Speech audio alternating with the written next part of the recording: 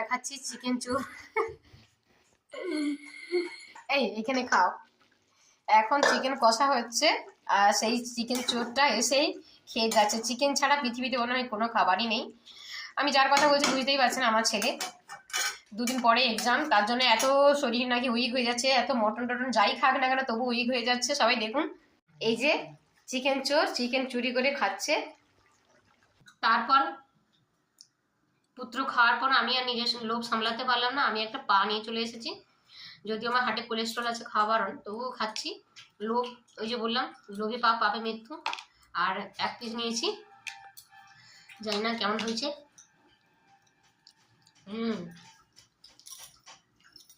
ঝালটা কম লাগছে না? ঝালটা টেস্ট ভালো হয়েছে, কিন্তু ঝালটা কম লাগছে। আমরা ঝাল বেশি খাই।